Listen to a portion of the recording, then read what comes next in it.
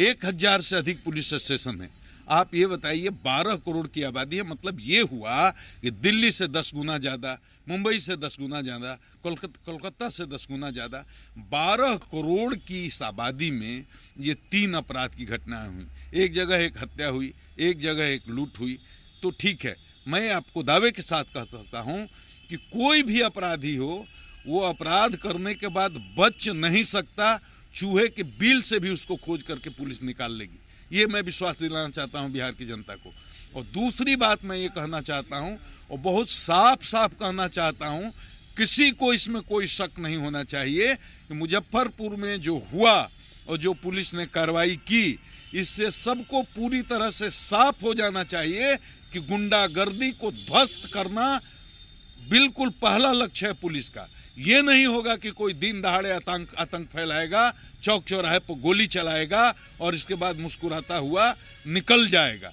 जो जवाब पुलिस ने दिया है मुजफ्फरपुर में, उस जवाब से स्पष्ट संदेश है कि गोली अगर अपराधी चलाएंगे तो पुलिस गोली चलाएगी।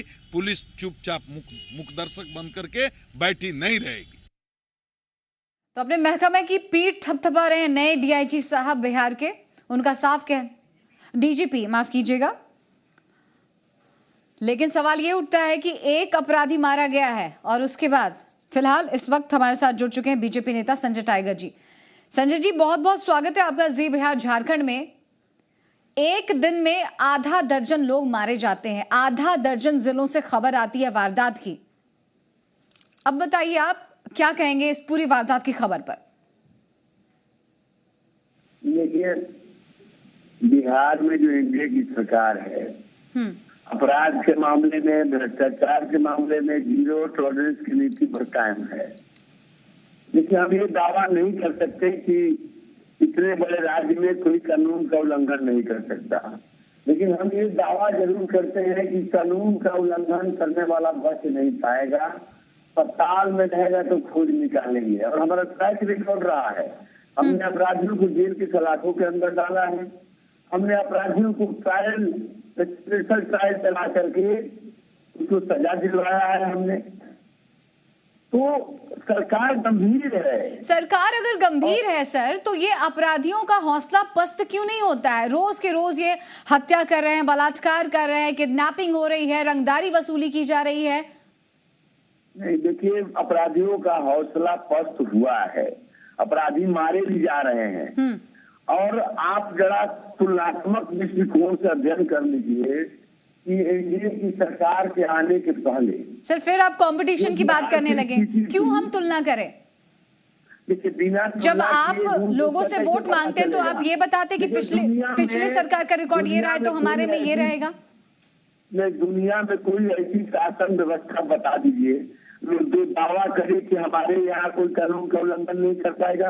अपराध शून्य एक आदर्श स्थिति है, लेकिन इसको कायम करना आसान नहीं है। हमारी पुलिस तत्पर है, सरकार तत्पर है, और यहाँ इस राज्य में किसी अपराधी को संरक्षण नहीं मिलता है। न प्रशासन संरक्षण देता है, न सरकार संरक्षण देती है। यही राज्य है जहाँ मुख्यमंत्री के आवाज से अपराधियों को संरक्षण मिल जाता है राष्ट्रीय जनता दल के शासनकाल में। ठीक है, अगर आप ये कहते हैं कि अपराध शून्य नहीं हो सकता कोई सूबा, तो अपराध कम तो होगा। छोटी मोटी बात है, आपको लगता है ये छोटी बात है कि एक दिन में 6 लोग मारे जाते हैं? इससे भी कहीं ज्यादा आंकड़े होंगे सर, निसंदेह आंकड़े ज्यादा होंगे। छोटी बात है? पहले ये बताइए, छोटी बात है? अगर आप सुनते हैं कि एक दिन में 6 जिलों से वारदात की खबर आ रही है, 6 परिवार उजड़ गए, कैसे समझाएंगे आप? हमारे दर्शकों को क्या समझाएंगे आप? देखिए, एक भी घटना हो तो दुखद है, लेकिन चलिए दुखद है, ठीक है, दुख प्रकट करने का आपको आगे और मौका देंगे। फिलहाल हमारे साथ कौकब कादरी जी जुड़ चुके हैं, कांग्रेस के प्रभारी अध्यक्ष बिहार के। कौकब कादरी जी, बहुत बहुत स्वागत है आपका।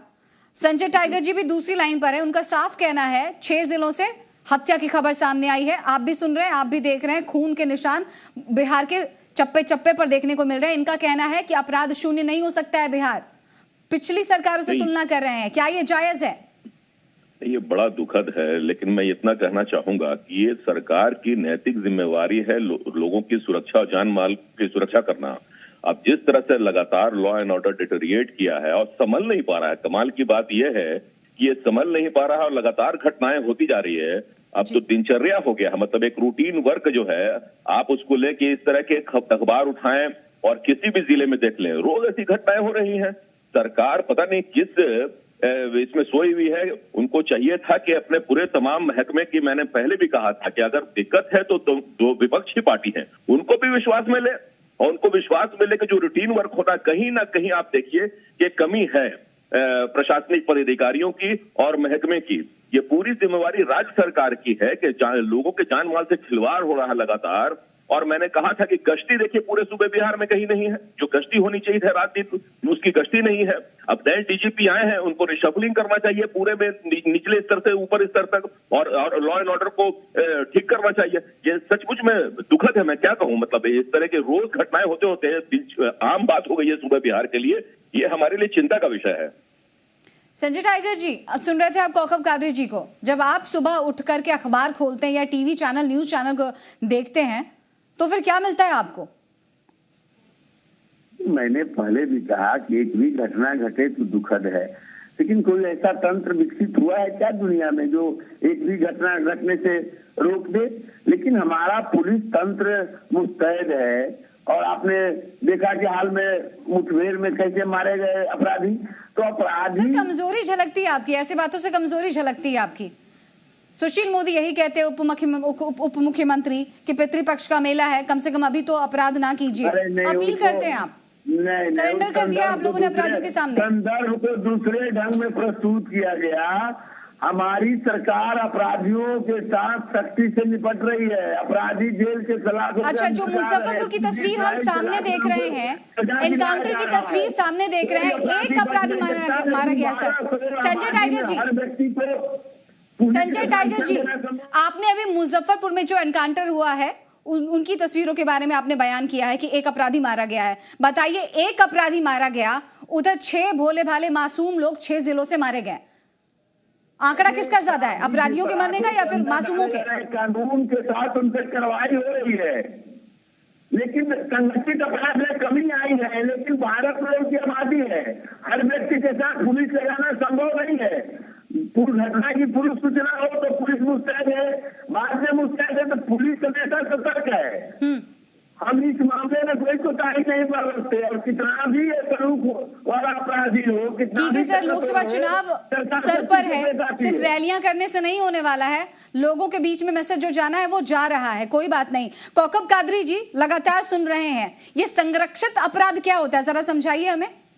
नहीं, असल में जिस तरह की बातों को मैंने सुना, मुझे लगता है कहीं ना कहीं सरकार बिल्कुल डिफेंसिव हो गई है, और इनको कड़े कदम उठाने चाहिए थे, और पूरा कंसंट्रेशन इनका लगता है कि लोकसभा के चुनाव में है, और इसी वजह से तंत्रों पे जो पकड़ होनी चाहिए सरकार की वो कहीं ना कहीं कमजोर हुई है। आप इस बात से नहीं मुकर सकते हैं कि अपराध को रोका नहीं जा सकता है। ऐसी बातों से तो बढ़ावा मिलता है अपराधियों को। आपको स्टर्न एक्शन लेने चाहिए। और आपके खुफिया विभाग क्या कर रहे हैं भाई? तमाम जिलों में आपके खुफिया विभाग हैं, उनसे आपको जानकारी संग्रहित करना चाहिए था, प्रिवेंटिव मेजर लेने हैं। ऐसे बोलने से तो काम नहीं चलेगा। ये तो सरकार की नैतिक जिम्मेवारी है जान माल की सुरक्षा करना, लेकिन लगातार एक के बाद एक सीरियल टाइप से किलिंग्स हो रही है, मर्डर्स हो रहे हैं। ये चिंता का विषय है। मैंने कहा अभी भी सरकार सचेत हो और एक बार तमाम लोगों के साथ बैठक कर करके इस तंत्र को मजबूत करने की कोशिश करें। अभी नए डीजीपी आए हैं, उनके साथ पूरे तंत्र को बदलने की आवश्यकता है। उनको बताइए कि कहीं खुफिया तंत्र काम नहीं कर रहा है, कहीं गश्ती नहीं हो रही है। तो इस तरह से बात करके तो हम बातों को खत्म नहीं कर सकते हैं, और हम तंत्रों पर हमें लगता है कि कहीं ना कहीं हमारी पकड़ कमजोर हुई है। संजय टाइगर जी बताइए, ट्रांसफर पोस्टिंग से ही सब कुछ हो जाएगा या फिर कुछ प्लान ऑफ एक्शन बनाया है आप लोगों ने? कौकब कादरी साहब को मैं बहुत सम्मान करता हूँ, लेकिन जब ये जिस तरह की बातें कर रहे हैं, जब इनका शासन था, नरसंहारों का दौर चल रहा था, अपहरण उद्योग बना हुआ था, कोई व्यक्ति सुरक्षित नहीं था। लोग हनुमान चालीसा लेकर घर से निकलते थे कि शाम को सुरक्षित। कहाँ जा रहे हैं आप? हनुमान चालीसा की बात कर रहे हैं? हमको बोल रहे हैं ठीक है, अगर आपसे भी कुछ नहीं होता तो फिर महकमे में बस एक पूजा पाठ करवा दीजिए, शायद जो अपराधी है वो मान जाएंगे, हाथ हथियार डाल देंगे, वो सरेंडर कर देंगे, जैसे आपने भी कर दिया। बहुत बहुत शुक्रिया आपका संजय टाइगर जी, आपका भी, और कौकब कादरी जी आपका भी बहुत बहुत शुक्रिया।